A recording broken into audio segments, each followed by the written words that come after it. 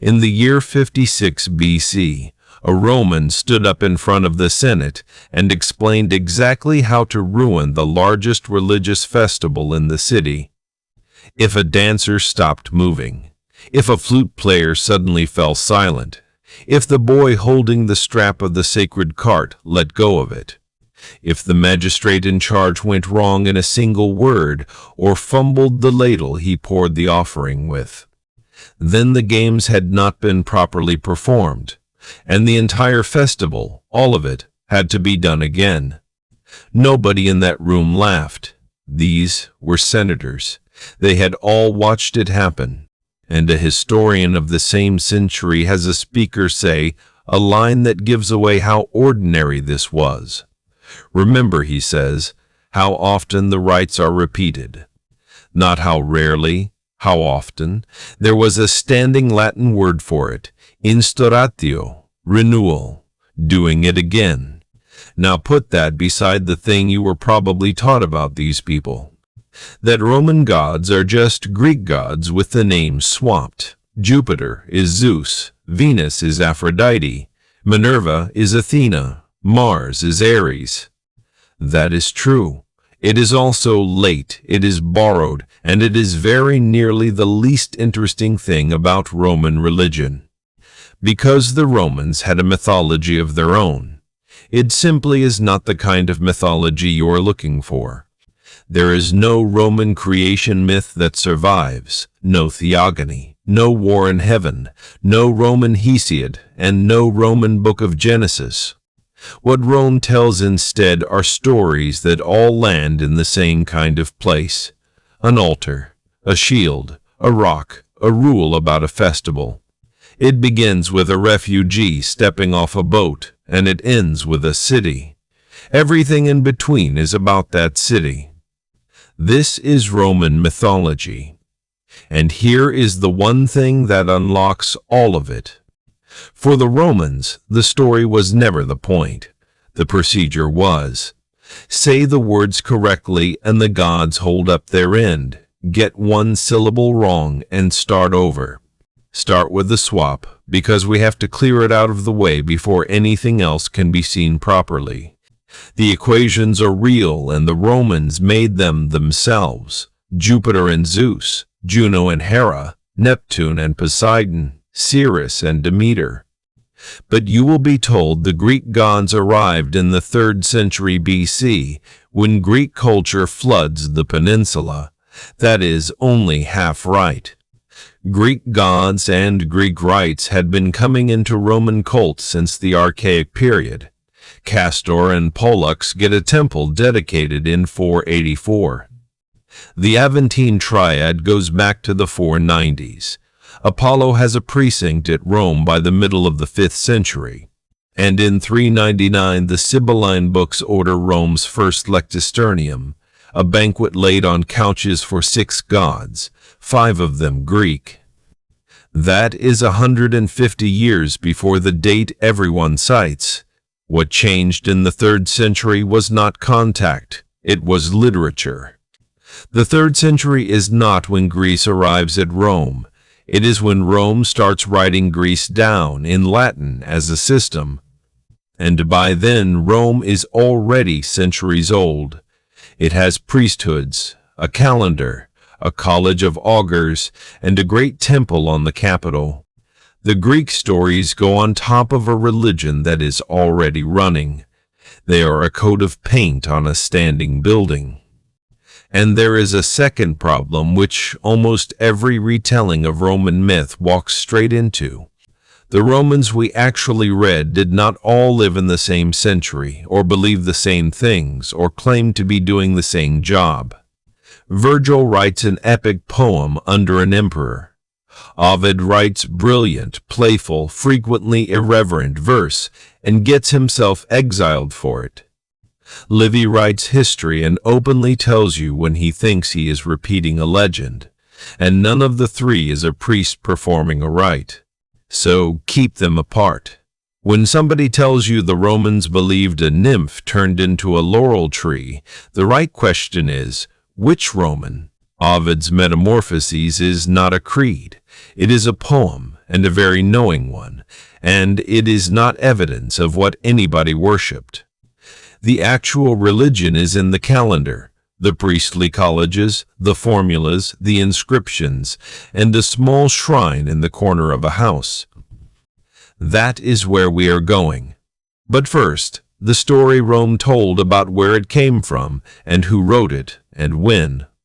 A man escapes a burning city carrying his father on his back and leading his small son by the hand.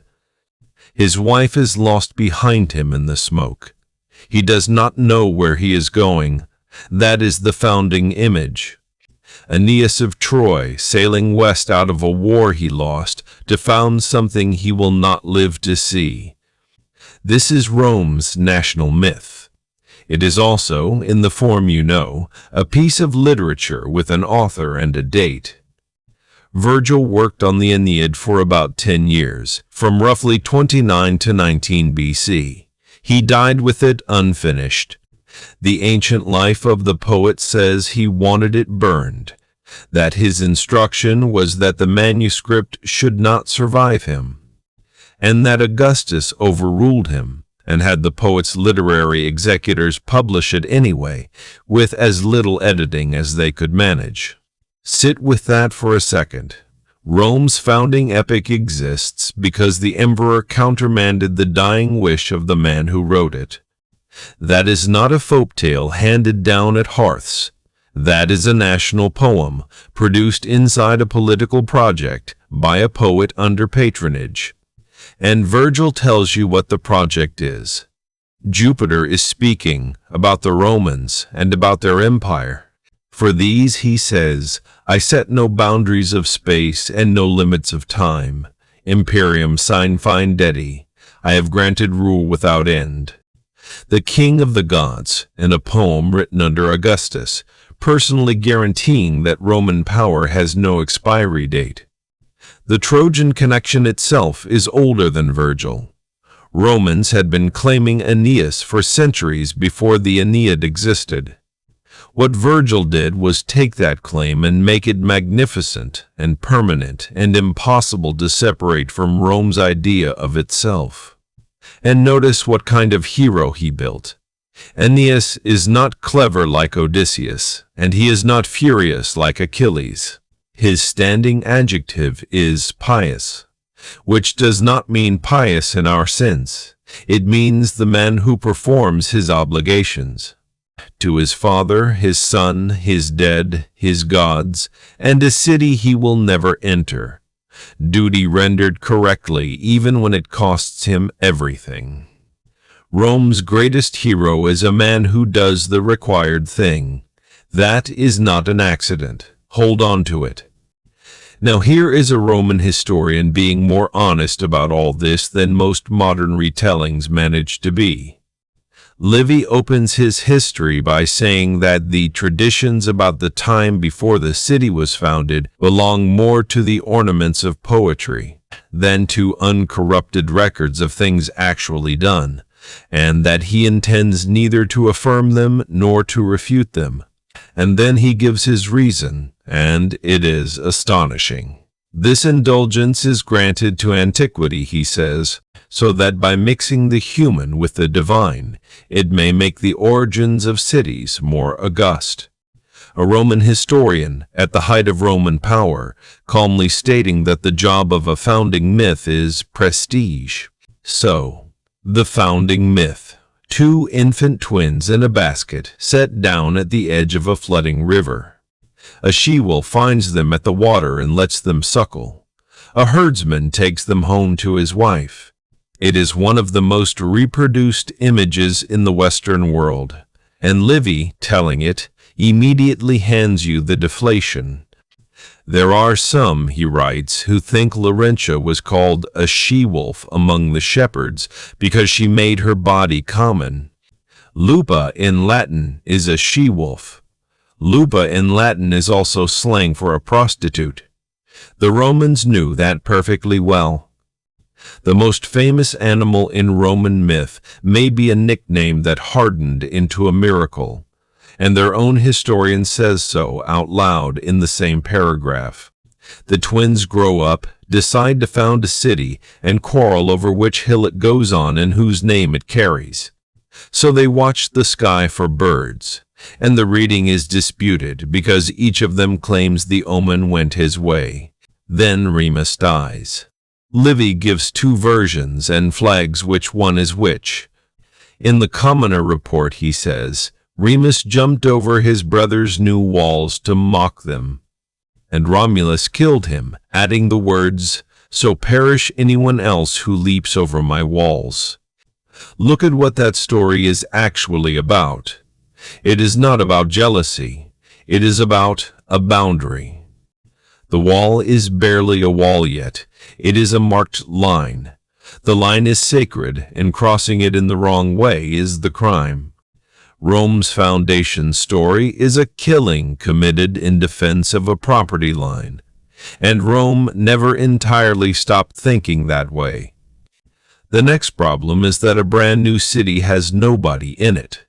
So Romulus opens an asylum, a sanctuary on the hill where anyone may come, the indebted, the escaped, the unwanted. Rome's own account of its first population is that it was a crowd of people with nowhere else to go. But they are nearly all men. And a city of men is a city with exactly one generation in it. So Romulus invites the neighbors to a festival, and in the middle of it, at a signal, the Romans seize their daughters. The seizing of the Sabine women. Romans told this about themselves, in public, for 1,000 years, in paint and in marble. And the ending is stranger than the crime. The Sabines come back under arms to take their daughters home, and the women walk out into the middle of the battlefield, between the two lines, with their hair loose and their children in their arms. They are, they say, the wives of one side and the daughters of the other. Whichever army wins, they lose, and the armies stop, and the two peoples merge into one under two kings, and the Sabines move into the city. That is the whole Roman pattern in a single story: violence and then absorption. Take them in, make them citizens, become larger.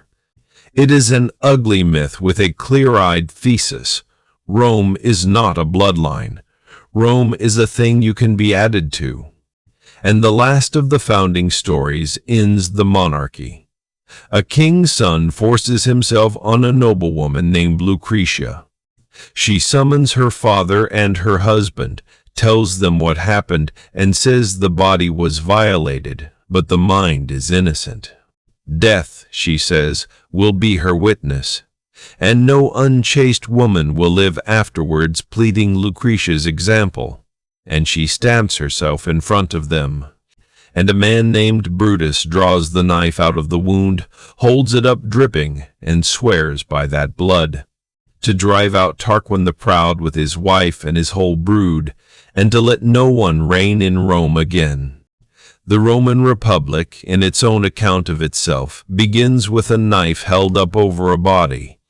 Notice what none of these stories are. Not one of them is a creation, no first man, no war among the gods. Every one of them is about the city, how it was walled, populated, joined together, and set free. That is Roman mythology. And that is worth stating precisely, because you will hear it said that Rome had no myths of its own. That is not true. Rome has plenty of native stories. What it lacks is a cosmos. Its myths do not explain the universe, they explain the city. Every one of them terminates in something you can point at. Why this altar stands here. Why those two families run that race. Why the priest cuts an onion instead of a head. Which brings me to my favorite Roman story, and there is nothing Greek in it anywhere. Numa wants to know how to turn lightning aside, so he ambushes two woodland gods at a spring by lacing the water with wine. They tell him he will have to summon Jupiter himself. Numa does it, and then he haggles with the king of the gods over the price. Jupiter demands a head. Numa says, an onion's head. Jupiter says, of a man. Numa says, hair. Jupiter says, a living thing. Numa says, a fish. And Jupiter laughs and accepts and promises him a token of empire. That is Roman religion in a single scene. The king of the gods asks for a human sacrifice, and a Roman king negotiates him down to an onion, some hair, and a small fish, on wording. The story is Ovid's, and its entire purpose is to explain where a sacred shield came from and why a particular priesthood dances through the city. And sometimes Rome had lost the story completely. Take Anna Perenna, the goddess of the turning year. Ovid gives 5 separate explanations of who she was. 5 mutually exclusive, and he refuses to choose between them. That is not sloppiness. That is the evidence. Rome kept the festival and forgot the reason, so its poets supplied 5 reasons. And the hardest proof is in the ground. In the Forum there is a patch of black paving, and beneath it one of the oldest Latin inscriptions we have. 6th century BC, written in alternating directions, like a field being plowed, and what it contains is not a story. It is ritual law. It names a king. It threatens whoever violates the place. And the Romans of the classical period no longer knew what it marked. Romulus's grave, some said.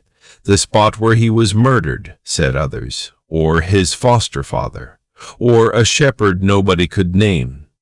The oldest religious document in the city of Rome is a rulebook standing on top of a myth the Romans themselves had already lost. And then Rome's second king does something no Greek hero ever does. He organizes. Numa Pompilius is the anti-Romulus. Where the first king built a city out of war, the second one builds it out of ritual. Livy says Numa found the year out of step with the moon and the sun and corrected it by inserting extra months on a cycle, so that after 20 years the days came back around to the same point in the sun's circuit. That is the mythology of Rome's second founder, calendar reform, a God-fearing king whose legendary achievement is intercalation. He is also credited with the Temple of Janus at the bottom of the Argiletum, built as an indicator of peace and war. Open, it announced that the state was under arms. Closed, it announced that every people round about was at peace. It is one of the most elegant pieces of civic religion ever devised. A door that reports the condition of the nation. And here is what that door tells you about Rome. Augustus left a written record of his own achievements. In it, he states that before he was born, the temple was recorded as having been closed twice in the entire history of the city. Twice. And that during his own rule, the Senate ordered it closed 3 times. Roughly 7 centuries of Roman history, and that door was shut on 2 occasions. That is not a myth. That is a confession. Numa is also credited with the priesthoods. Livy names the 3 great flamens, the priests of Jupiter, of Mars, and of Quirinus. You will very often see those 3 gods called the archaic triad, as though that were an ancient Roman term. It is not. It is a modern scholarly label, coined in the late 19th century and made famous in the 20th. No ancient source names a triad of Jupiter, Mars, and Quirinus, or uses that phrase. What the sources actually give you is a ranking. Numa's law on battlefield spoils values them at 300, 200, 100 asses, in descending order. And when a Roman general devotes himself to death in battle, the prayer he recites names considerably more gods than 3. So the evidence is for precedence, not for a fixed trinity. There is a real pattern here with a modern label bolted onto it. Numa is also given the Vestals, the priestesses of the hearth, and the only major female priesthood in the Roman state. Livy's own account of them is thinner than you would expect. He records that they were given a stipend from the public treasury and made sacred and inviolable. The famous 30-year term of service comes from later Greek writers, not from Livy here. Their duty was a fire, not a doctrine, not a scripture, not a story. A flame in a round building that must not go out. And Rome's most frightening penalty attached to them. We will come back to that, because it is worse than you are expecting. Then there are the Fetials, the priests who declared war. Because in Rome, war itself was a ritual, and it had a script. A Fetial priest went to the border of the offending people and called out, "Here, Jupiter, here, you boundaries." He recited the demand for restitution and waited a fixed number of days. And if nothing came, war could be sought. And notice the formula the Senate used, that it be sought by pure and pious war, puro pioc duelo. Not simply war, clean war, correct war, war with the paperwork completed. Rome did not fight without first establishing that it was owed.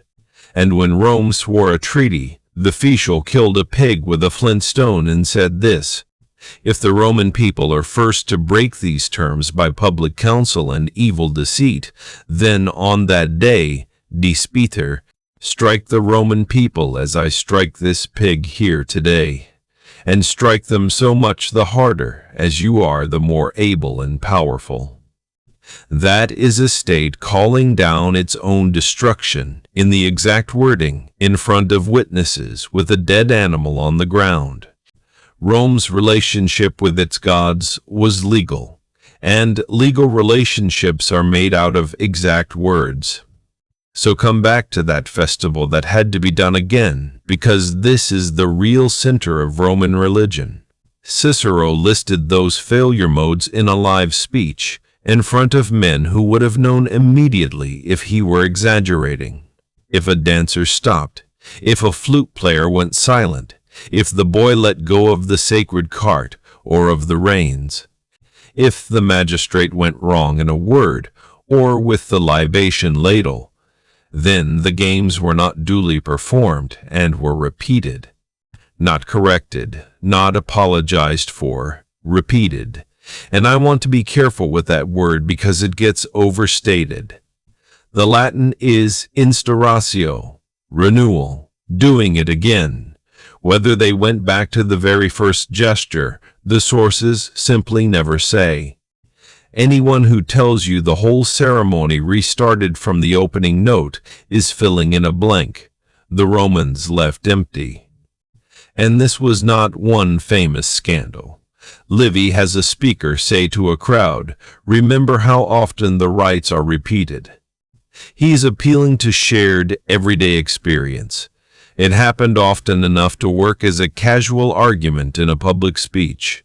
Now, how do you keep a public prayer clean when one misspoken word voids the whole thing? You staff it. Pliny describes the arrangement. One man reads the words out from a written script so the officiant does not have to remember them. Another man is assigned to listen, to check every word as it is spoken. A third stands there to enforce silence. And a flute player plays continuously so that nothing else can be heard. Not for atmosphere. As noise suppression. 4 people and a wall of sound, protecting a formula from contamination. That is not superstition, that is quality control. And here is my favorite of these stories, because of what it says about who was able to ruin a ceremony. Livy tells of games at Rome spoiled because, just before they began, a master had a slave flogged through the middle of the circus. Afterwards, a man dreamed that Jupiter was displeased with the leader of the games. He ignored it. His son died. He was struck down ill. Only then was he carried into the Senate on a litter to report it, and the games were held all over again. A punishment inflicted on a slave in the wrong place at the wrong moment invalidated an entire festival to the king of the gods. One correction here, because you will meet it everywhere. You will read that Roman religion ran on do des, I give so that you may give. That is real Latin, but it is not from religion. It is from Roman contract law, a heading used by the jurists for a class of unnamed contracts. Its use as a slogan for Roman worship is modern sociology, not an ancient formula. No Roman ever summed up his gods that way. Which brings us to the single biggest thing this topic gets wrong, and it is a story about one Latin word.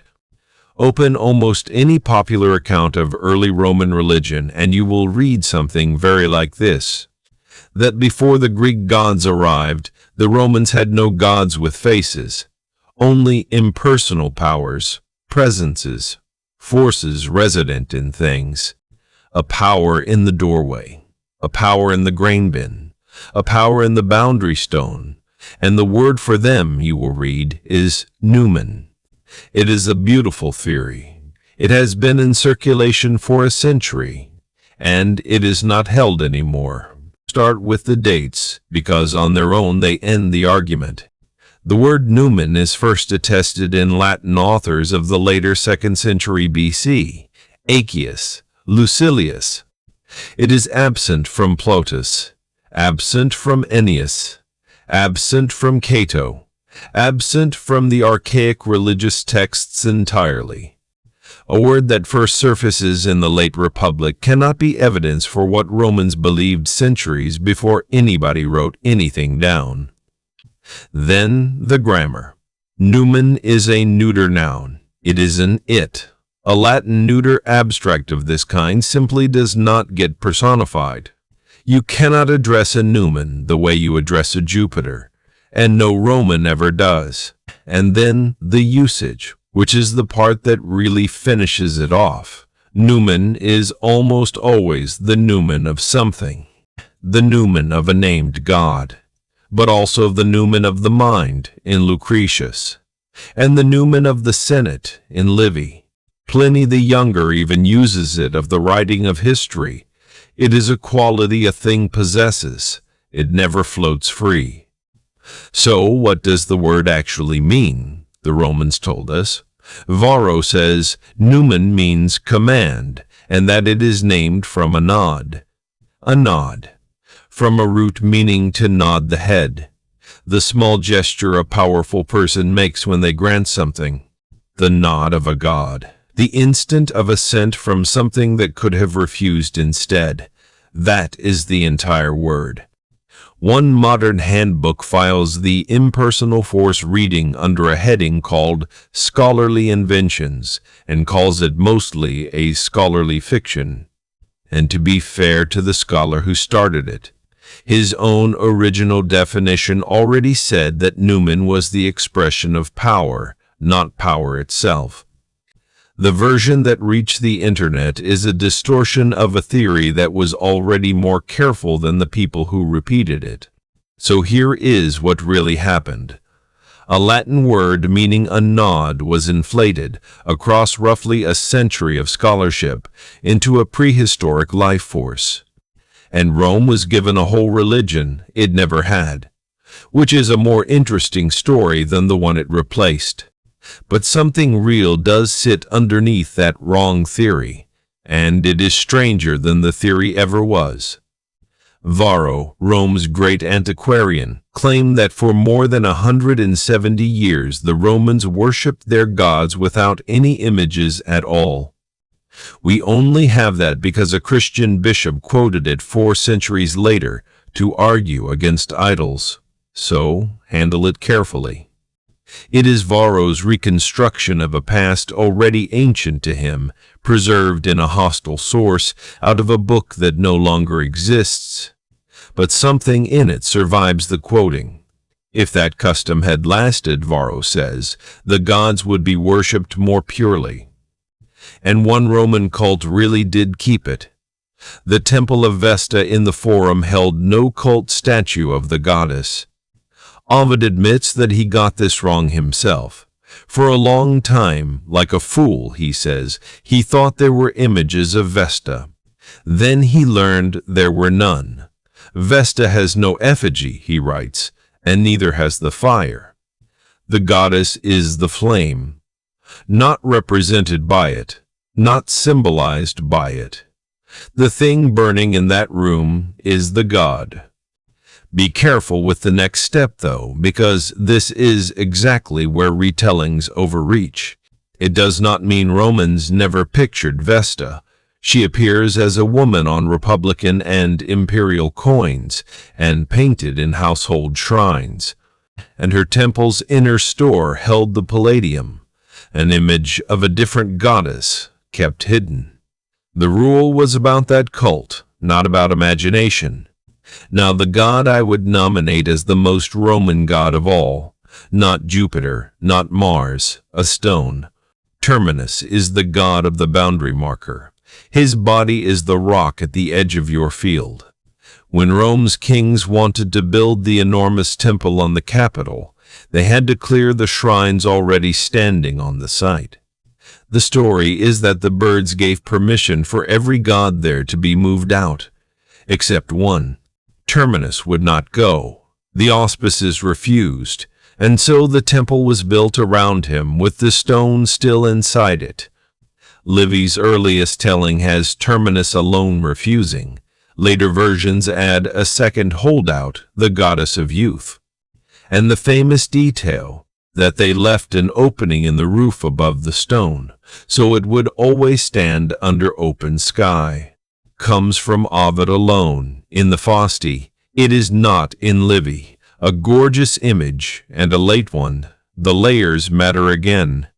But the meaning of the story is Roman to the bone.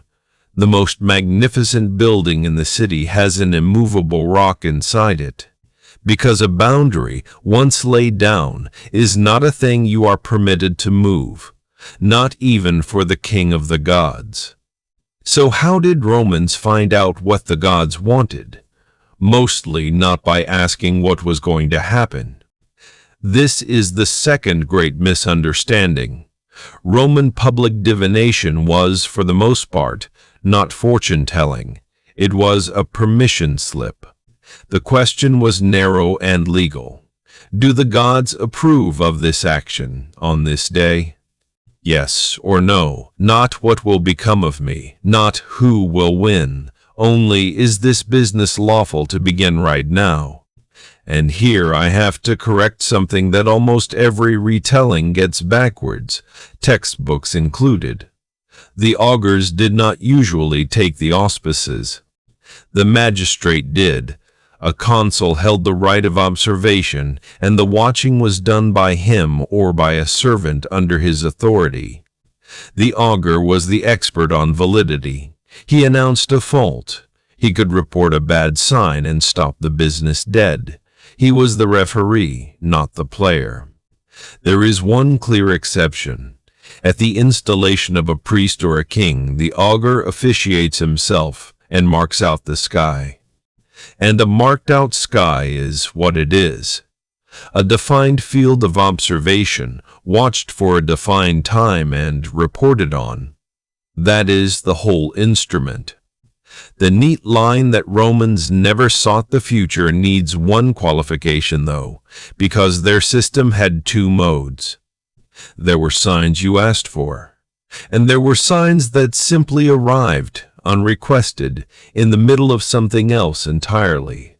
A sought sign answers a question you put. An unsought sign is the gods interrupting you, and that second kind shades much closer to prophecy. Magistrates used all of it.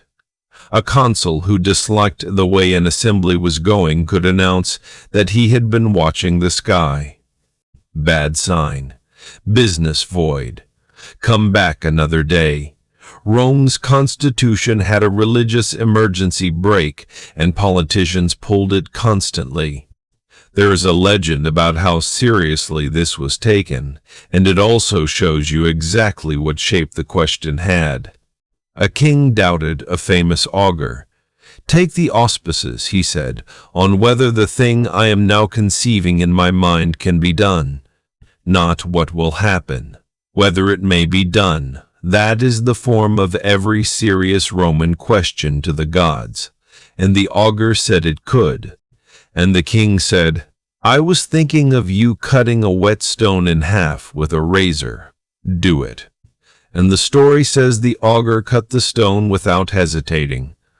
A statue of him stood in the forum for centuries afterwards. Alongside the augurs stood the haruspices, the readers of entrails, and above all of the liver of a sacrificed animal. And these were not native Romans. Haruspice is Etruscan.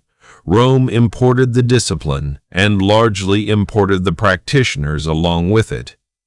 The Etruscans had an entire written body of doctrine for it. In Cicero's dialogue on divination, the brother arguing in favor names 3 classes of book: on entrails, on lightning, on ritual. That same speaker says Etruria observed the strikes of lightning more expertly than anyone alive, a whole national science of being struck. And we have their instrument, a bronze model of a sheep's liver, turned up in a field near Piacenza in 1877. 40 inscribed compartments, naming on the order of 30 gods, several of them more than once, with the rim divided into 16. The leading reading is that those 16 rim divisions map the 16 regions of the Etruscan sky, heaven laid over an organ. And the Etruscans did not invent this either. Clay liver models with inscribed sections survived from Babylonia well over 1,000 years earlier. A technique for reading a sheep's liver traveled from Mesopotamia to Etruria to Rome and ended up advising the Roman Senate on foreign policy. Rome, which produced no theology of its own, borrowed a professional technical literature from the people next door. One caution, because it is often overstated.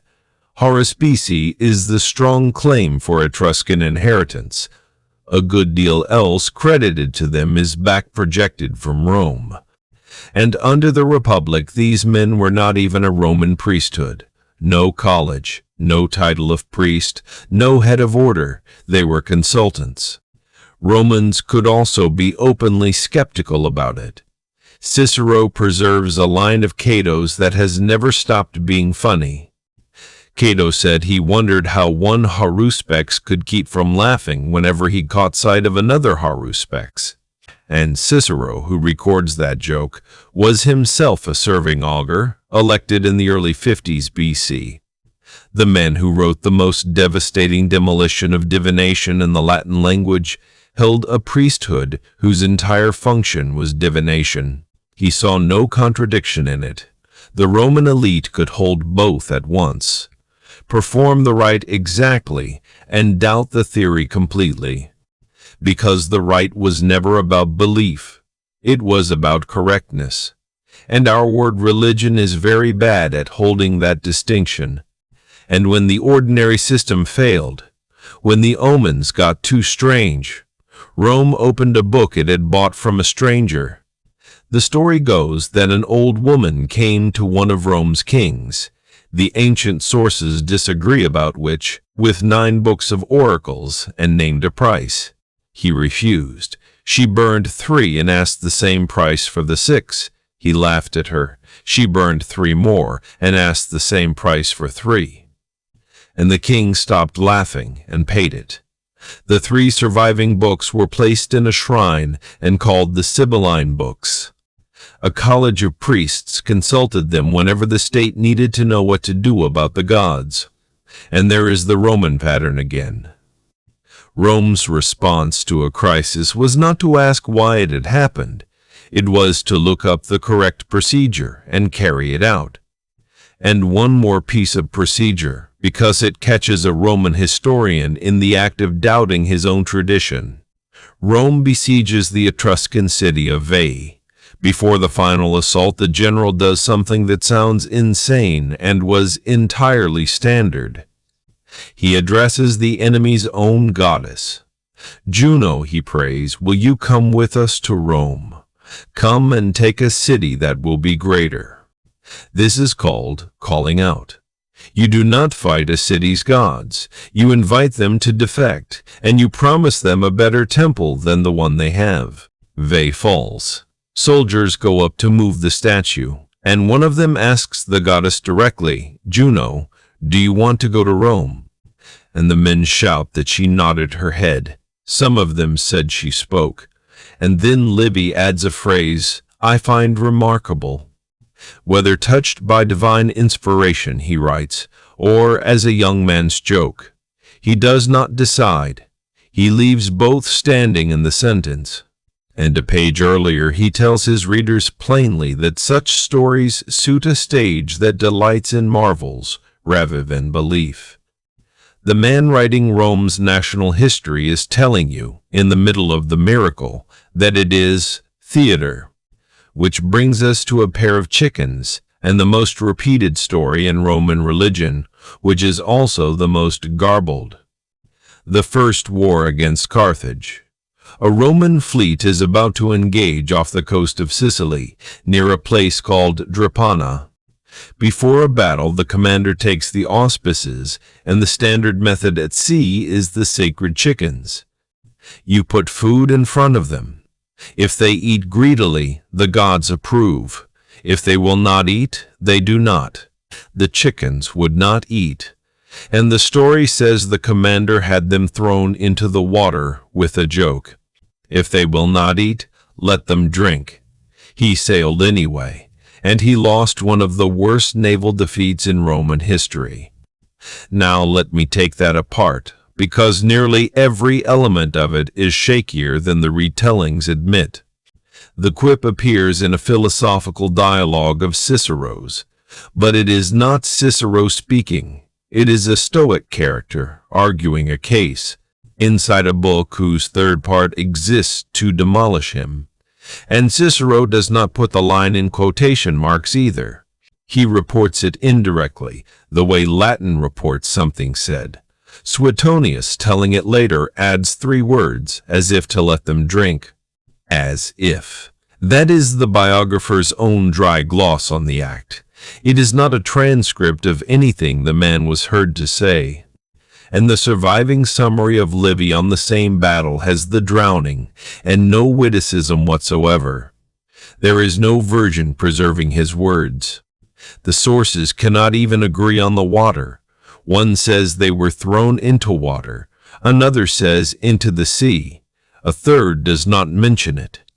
And the earliest and best historian of that war leaves the omen out completely. He blames a shambolic dawn formation, untrained rowers, and a fleet that had come out without its boarding equipment. The chickens are absent from the account closest to the event, which is not to say the story is worthless. It is superb evidence for something else.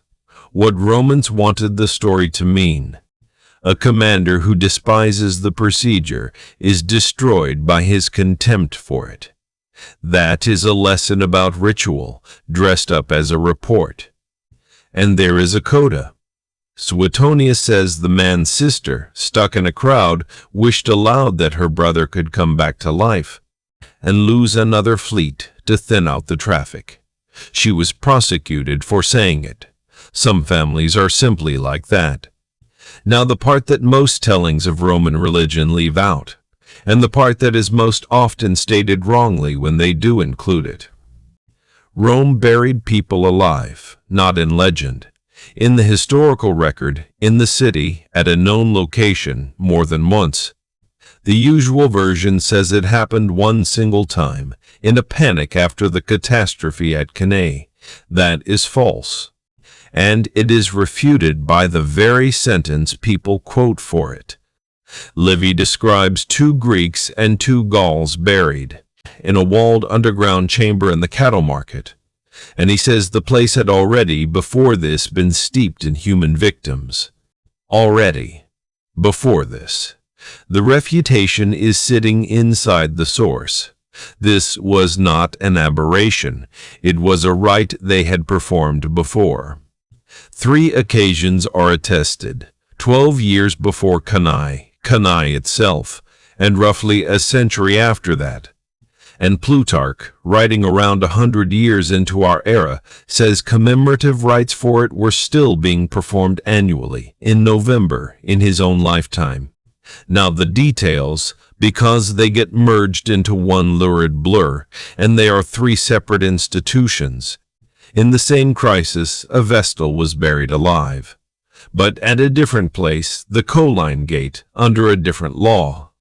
That was the standing penalty for a Vestal who broke her vow, and it was not a sacrifice. Do not fuse the two. And a man was flogged to death in the assembly place. He was not a priest. He was a clerk of the pontiffs, a records man. And the Pontifex Maximus was the one who had him beaten. Popular retellings tend to invert precisely that. Livy does not call the consulted books Sibylline here either. He calls them the books of fate. That distinction is his, and it gets dropped everywhere. And his verdict on the rite is sharper in Latin than in the usual translation, not repulsive to Roman feeling, a most un-Roman rite, which is a wonderfully Roman thing to say about something that Romans had just done, on the instruction of their own priests. Here is the pattern almost nobody points out. 2 of the 3 burials follow directly on a scandal about the chastity of the Vestals. The keeper of the fire is found to have broken her vow, and shortly afterwards the state puts foreigners into the ground alive. And one last correction, because this one is quoted constantly and backwards. In 97 BC, the Senate decreed against human sacrifice. People cite that as the moment Rome abolished the practice, but the writer who records the decree draws the opposite conclusion from it. He says the decree proves such monstrous rites were still being performed right up until that year. He never says they stopped. And the last known burial in the cattle market was already about 16 years earlier. The decree closes a door that had swung shut on its own. That same writer's famous praise of Rome for ending monstrous rites is about Druid practice in Gaul and Britain under a later emperor. It is not Rome congratulating itself for stopping its own. Quoting it that way inverts the passage completely. 20 years after Cannae, Rome did something else that looks, at first glance, like a religious persecution. In 186 BC, the Senate moved against the worship of Bacchus in Italy. Livy tells it as a thriller. A freed woman warns her lover. He informs a consul. The consul takes it to the Senate, and what emerges is a secret society. Night meetings, mixed company, wine, forged wills, false seals, false witnesses, and murders so quiet that no bodies were ever produced, and a number that has traveled a very long way from what Livy actually wrote, more than 7,000. Here is what the Latin says. More than 7,000 men and women were said to have conspired, were said to, not arrested, not convicted, not executed, implicated, and Livy marks it as report rather than established fact, and he marks the contrast himself. The identity of the leaders, he writes, was established. The 7,000 were merely said. He also gives a sorting rule that undercuts the massacre reading. Those who had only been initiated were held in custody. Those guilty of actual crimes, rape, murder, false testimony, forged seals, substituted wills, were the ones put to death. He says more were killed than imprisoned. He never gives a total. The number everyone repeats is not a body count at all. But here is the thing that makes this episode genuinely worth your time. And it is not in Livy anywhere. We have the actual decree, not a historian's account of it. The bronze itself, found in Calabria in the 17th century, now in Vienna. And it does not ban the cult, it licenses it. It says that anyone who claims they must hold these rites is to come to Rome, to the urban praetor, and let the Senate decide, with no fewer than 100 senators present, no more than 5 people at a rite, no more than 2 men and 3 women. No man is to be a priest, no common treasury, no shared officers, no mutual oaths, promises, or pledges between members. Read that list again and ask what these legislators were actually frightened of. Not orgies, not depravity, unsupervised assembly, autonomous organization, pooled money, private oaths spreading across Allied Italy. Livy hands you a moral panic about sex and murder. The document hands you a state that has noticed an unlicensed network with a treasury. And they do not even match on the detail Livy stresses hardest. He insists the cult had become overwhelmingly female. The decree lets women outnumber men only 3-2, and reserves its ban on priests for men. The senators of 186 and the historian of a century and a half later were not worried about the same thing. Scholars have read the whole episode as senatorial theater. Rome asserting authority over the Italian allies in the language of religion. That is an argument, not a fact. But when the narrative and the surviving document disagree this loudly, the bronze gets the last word. Everything so far has been the state. Now come inside, because a great deal of Roman religion happened in one small room. In houses across the Roman world there is a shrine, a niche in a wall, a painted panel, a little wooden cupboard on a shelf, 2 dancing youths with raised drinking horns, a serpent gliding along below them, and a figure making an offering in between. The dancers are the Lares, and almost everything you will read about them is contested. First, the word. You will see these shrines called Lararia. That word is barely Latin at all. It appears twice, in one late and notoriously unreliable text. Using it for a Pompeian house shrine is a modern archaeological convention. Second, who they are. The standard line is that the Lares are the ancestral dead, watching over the household. That is now under serious attack. One recent study argues that without a handful of lake glosses, nobody would ever have connected them with the dead. No lar is ever shown in a toga or in armor. They are never dressed as Roman ancestors are dressed. And the offerings are wrong for the dead. The Lares got a libation between courses at dinner and a share of the sacrificial pig. Gods of the underworld had their offerings burnt entire. The Lares ate with the family. Treat this one as genuinely open. Beside them stand the Penates, and their name is not mysterious. One of Cicero's speakers derives it from Penis, the food store. The gods of the pantry, of having enough. A household's religion begins at the place where the grain is kept. At Pompeii, the count of true household shrines is around 114, with another 150-odd secondary installations. And I want to be careful about what that proves, because there is a tempting claim here that I am not going to make. You will read that household religion mattered more to Romans than the state cult of Jupiter. There is no way to measure that. No source ranks them. Romans did not treat them as rivals, and Pompeii preserves interiors far better than any text records them. What is defensible is this: Household and neighborhood cult was the religion an ordinary Roman met most often, daily, at the hearth. The great state cults were the religion of the civic calendar. Archaeology preserves the first far better than literature records it. And step outside the door. Where two streets crossed, there was another shrine for the Lares of the crossroads. Every neighborhood had one.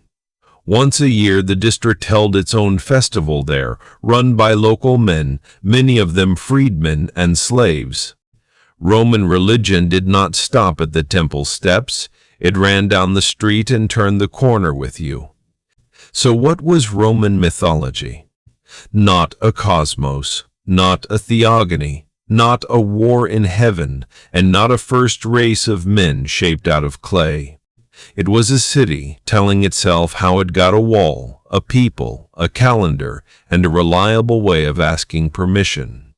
The Greek gods came later, and they arrived as literature. Virgil built an epic to order. Ovid wrote poems, not scripture.